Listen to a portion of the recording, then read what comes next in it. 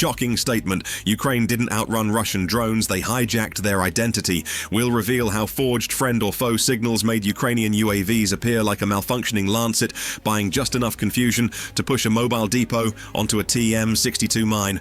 Watch the deception unfold, a 0.3-second ghost signal, a convoy reroute to recover a fake wreck, and a Baba Yaga delivering a PG-7VL that turned one mistake into cascading explosions. This is smart warfare, where intelligence beats firepower, and we'll show you every step. Before we move on, please take a moment to subscribe to the channel and like the video. Why would a simple UAZ delivery van force a convoy of Lancet drones to move? Because the plates told a personal story, one tied to a brigade commander. Russian patrols trust their routines. They run license plate sweeps through a tablet, scan for warm engines with handheld thermals, and watch a rolling SIGINT board light up when something is off. The system rewards speed. A number matches a high-value name, a location pings outside the usual parking grid, and within seconds operators see a flag. That confidence in procedure, the rhythm of check, confirm, act, is exactly what the Ukrainians leaned on. The van sat where it shouldn't, inside the overlap of two patrol routes close to a drone depot. No guards yelling, no broken glass, just a UAZ that looked like it arrived 10 minutes ago.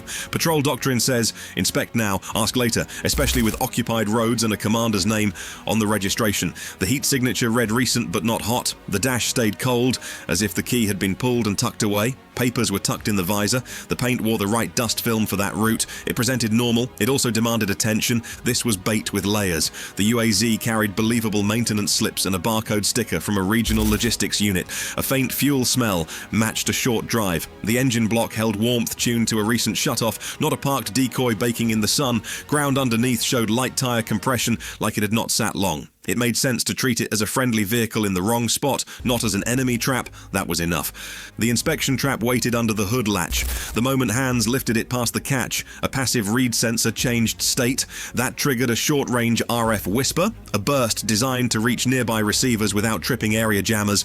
The signal did not shout. It blended under local noise, riding a slice of spectrum the depot's own equipment already used. Opening a door or tugging a wire wouldn't trigger it. The ritual of pop the hood, check the block number would. There's a reason this worked. Under high alert tempo, routine tasks breed confirmation bias. When crews repeat the same checks, they start seeing what they expect. A plate tied to a senior officer, a warm engine, plausible documents. Each one narrows the search picture. Adversaries exploit that habit. They do not need to defeat sensors. They just need to feed them inputs that look right long enough to pass through the filter of a human under time pressure. A patrol logged the van and called it in. They asked for support, thinking they had found a friendly asset parked in a risk zone.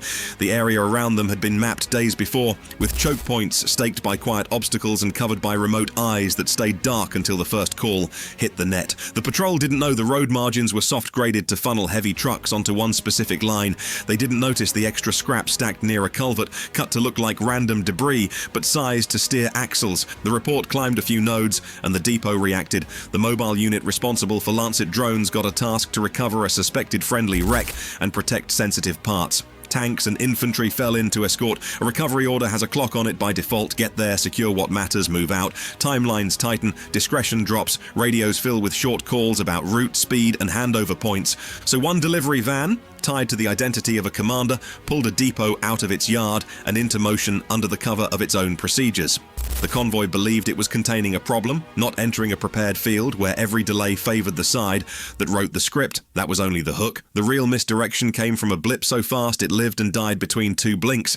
How does a signal shorter than a heartbeat move millions in hardware? By telling operators what they expect to hear and telling it exactly where they expect to hear it. After the call about the friendly van, the next touch was digital. A HUR cell had already sampled a clean Lancet identification burst from earlier flights, trimmed it to a 0.3-second slice, and stored the RF fingerprint like a key. They timed injection to a grid square tied to a recovery route, then sent the whisper once, low power, and at the interval, a ground link might spit during a drop. On a scope, it landed as a familiar blip, the kind that says a bird fell off link without declaring hostile. Russian SIGINT flagged it as a glitch. Operators pulled up the sector map, saw the call about a possible friendly asset, and stitched the two together. Jammers rolled to a medium setting. A convoy already spinning up to deal with the van, adjusted course to catch a fallen Lancet before locals or Ukrainian teams grabbed it.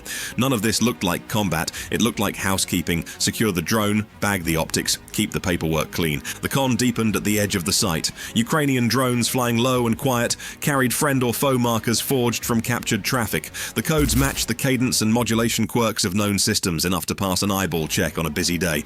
A tiny pyrotechnic flare burned where a wreck might be. A telemetry drip, pre-recorded, mimicked a power cycling airframe bleeding data as it cooled down. Operators watching multiple feeds saw consistency, not threat. The story wrote itself. An asset fell, it still pings, retrieve it. Here's why it could hold together. IFF spoofing at short range doesn't have to defeat every layer. It has to match the near-field behavior the receiver trusts. RF fingerprint cloning copies the shape of the signal, the rise time, the phase noise, the tiny imperfections that act like a signature. Short pings slip past anomaly filters that depend on longer samples or link layer handshakes.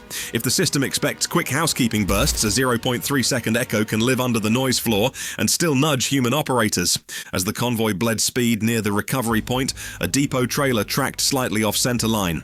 Road edges had been prepped to guide heavy axles. One wheel settled over a TM-62 mine planted at night by a Baba Yaga heavy drone, its pressure fuse masked under tamped soil. No explosion yet. The trap needed a kicker to pin them. Russian crews started isolating feeds to hunt the bad drone that kept flickering. They split links by platform, then by frequency, then by encryption status. Each step narrowed the picture and reinforced the wrong answer. A maintenance fault, not an attack. EW layers began to stack, broad jamming to clear the air, directional beams to burn unknowns, but the forged friend markers stayed inside the safe list. Every filter peeled away the danger labels and left the friendly tag intact, and then the trigger. A small quad dropped a PG-7VL high explosive charge with a clean vertical line onto the trailer's wheel. The blast jarred the hub, crushed the soil, and drove enough pressure into the plate to wake the TM-62. The mine went first, locking the axle and spraying shrapnel into racks of boxed drones. Ignition hazards do not shout, they hiss and spread. Fuel, propellant, and onboard warheads cooked off up the line. The first secondary blast sagged a section of fencing. The second rolled down the yard, cooking more stacks. That is why crews mistook hostile UAVs for a malfunctioning friendly. Spoofed IFF spoke with a trusted voice, staged crash cues matched habit, and a ghost signal fit the model they already held. The depot fell quiet, and the drones stayed grounded for days, not from lack of metal, but from doubt that crept across the net and froze hands over the launch switch. Milliseconds wrote the outcome, not the weight of the charge.